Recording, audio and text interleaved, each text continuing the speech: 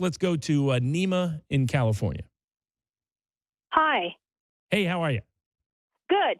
Hey, I'm calling from California, and I have a PhD in immunology and microbiology, including an MBA in finance. So I understand the financial aspects as well as the science aspects of this mess of COVID-19.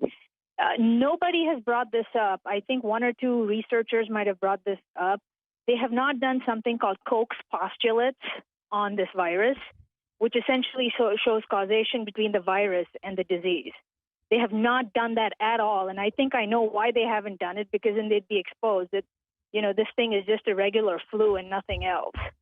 It's a real fraud that has been perpetrated on the American public.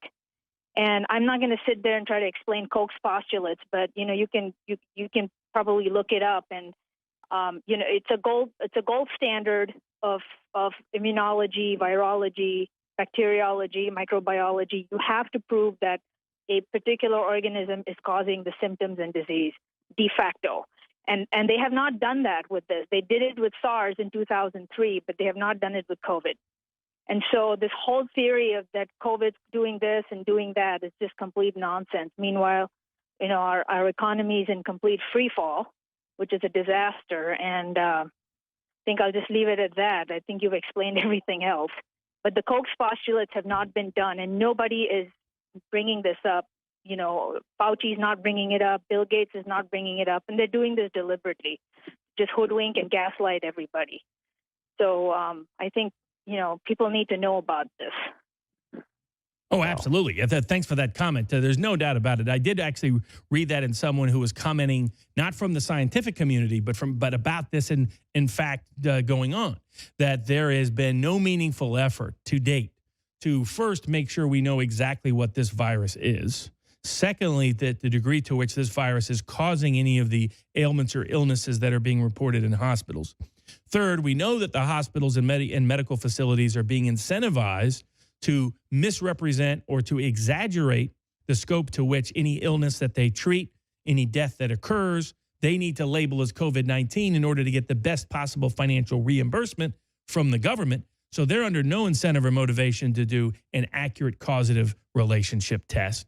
And you're right, that the methods and mechanisms that the science of virology has always followed before making judgments about what is the nature of this infection, what is causing this does it cause particular disease? What disease does it cause? How does it cause that disease? What is its rate of contagion?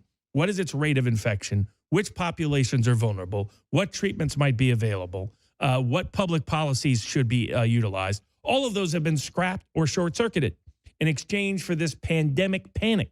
Fauci himself, back in February, was reporting in a journal article that got printed in the New England Journal of Medicine, one of the most prestigious medical publications in the world, that got published in March, and he wrote it just in late February, that this virus may be simply another, as you point out, another flu. It may have severe flu-like symptoms. It may have severe flu-like consequences.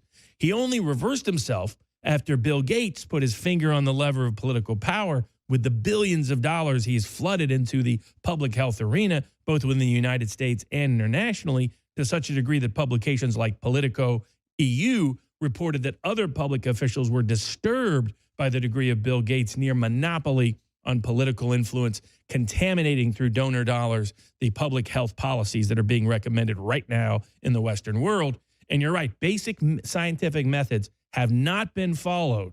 And I guarantee you, mayors and governors have no clue what, in fact, is present here scientifically. If they sat and were cross-examined and said, what is your empirical evidentiary basis for saying that this virus or infection can cause this particular disease, can cause this transmission rate, causes this degree of risk, to where driving in your car by yourself is somehow an imminent threat and reasonable suspicion that you have a transmittable disease or will have it.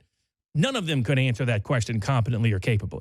It shows the degree to which our public health systems can be monopolized, can be infected by big dollars from big donors, by people who are not democratically elected for any position of power in this country, and have now asserted their control, corrupting the public health process in the same way our universities have corrosively corrupted our academia, by deterring and discouraging dissident and independent and iconoclastic thought that has led to a suppression of inventiveness across the entire Western world.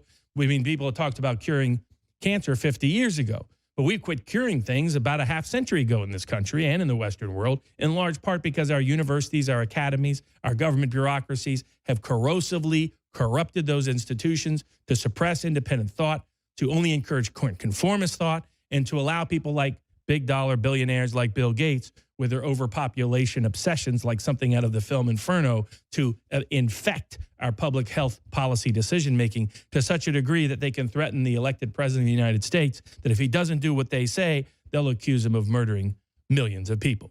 So thank you very much for your question, Nima.